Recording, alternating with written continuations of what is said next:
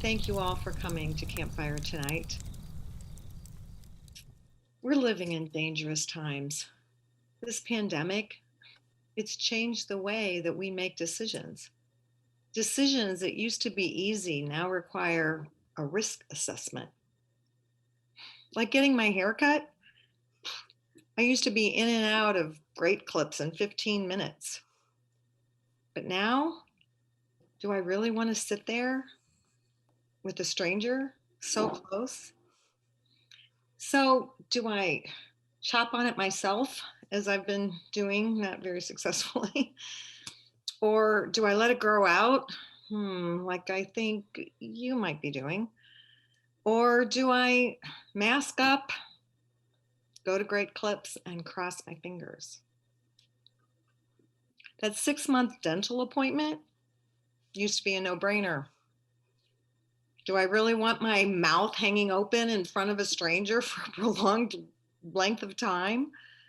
Maybe if I promise myself that I really will floss morning and night, it'll be all right. And I'll cross my fingers. What about that older relative, grandma?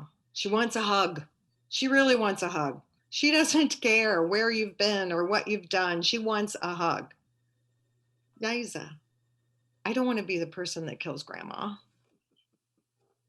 Do you hold your breath, cross your fingers, and hug her anyway? I don't know. What do you do?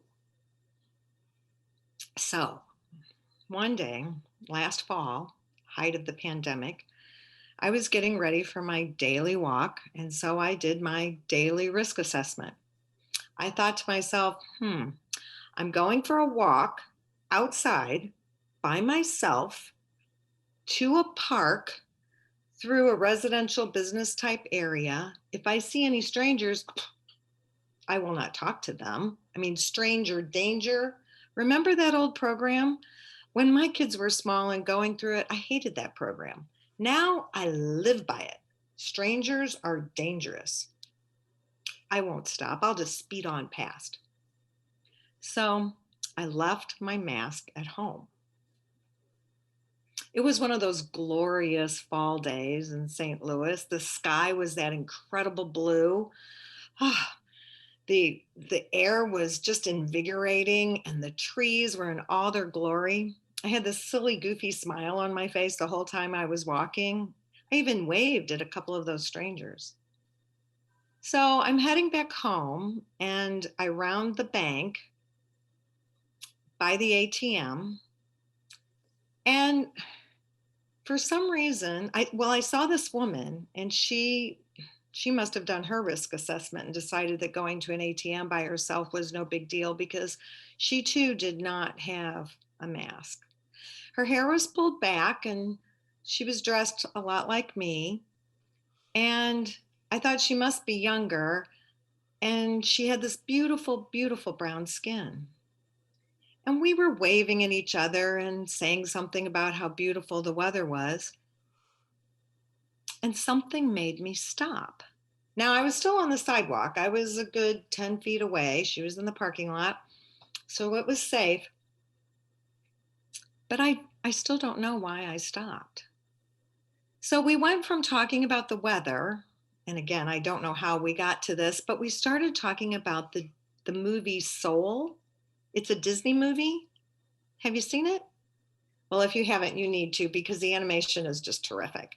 It's about this soul who does not want to get into a body and come to Earth. I don't know, maybe it heard about the pandemic. I don't know, but it's not having it. It is not coming to Earth.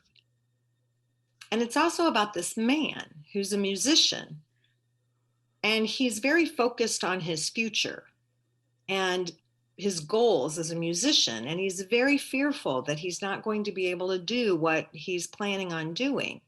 And he lives his life so much in the future that he misses a lot of the magical moments that are right there in front of him, right there in the present. So we're talking about this movie. And then, as women of a certain age do, we started to ask each other about our children.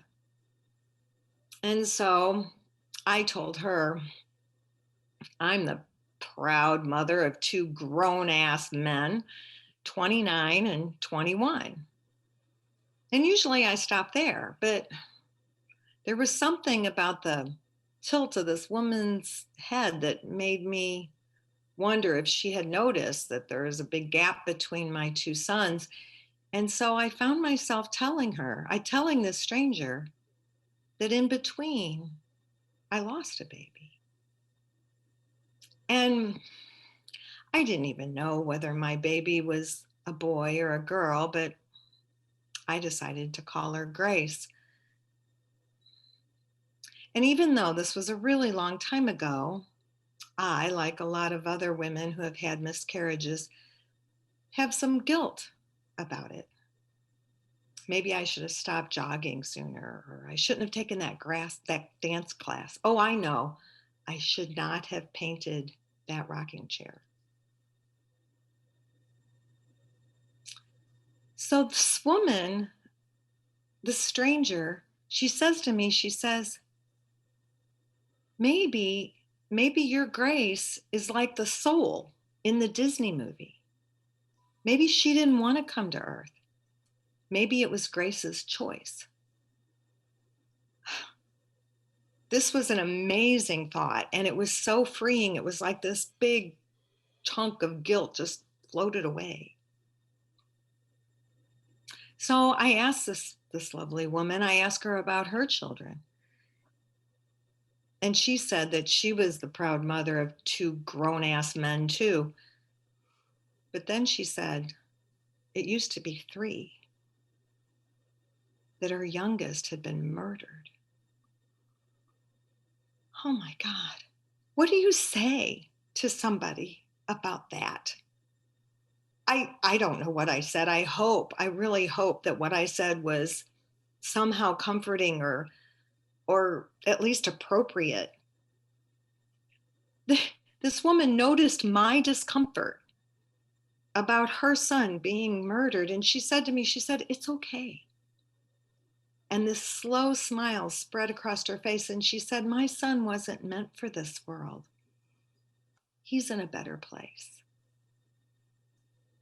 And then she said, "Maybe your Grace is in the place where babies are before they're born, and my son is in the place that our babies go too soon. And maybe somehow they can see each other and talk to each other and keep each other company." And again, this wonderful feeling of comfort came over me. And then we talked about how hard it is to be mothers of Black sons, and how often we stood waiting for them to come home with fear in our hearts. How we worried when they went out at night with their friends or to a protest, or heck, even to go to the store, but to leave the comfort of our homes, how frightening that was for us. And I told her, I said, I gave my boys the talk as best as a white lady can. And then that slow smile again. She kind of peeked up at me and she said, "May I have a hug?" I thought, oh my God, stranger, danger. It's a pandemic. I can't hug her. We don't have masks. What could happen? All this fear just came up inside of me for what could happen in the future. And then this new thought zipped into my head in a split second, that I don't want to be like that man in the movie, the musician, who was so afraid, so consumed by his fear of the future, that he missed those magical moments that were right there in front of him. So I crossed over into the parking lot. I crossed those 10 feet and I hugged her for a long time. I might have crossed my fingers. I don't know. But I was glad I hugged her. And as I stepped back from her, I noticed her vehicle, and on her bumper was a Trump sticker. And then, and then as she waved me down the street, she said, "Have a blessed day." And I thought, wow, we are really different. We're different in politics and in religion and skin color. And then I thought, no, no, we're not different in the important ways. We're very much the same in our motherhood, the same in our fear, the same in our grief, the same in our humanity. And I thought how wonderful that I had stopped and spoken to a stranger. And what a magical moment this was. And so I'm inviting you to try really hard not to let the fear of this pandemic and the fear of strangers and the fear of our differences keep you from enjoying those magical moments that can crop up and those ways that we can see that we're really so much more the same than we ever have been different. Please don't let fear or this pandemic steal your soul.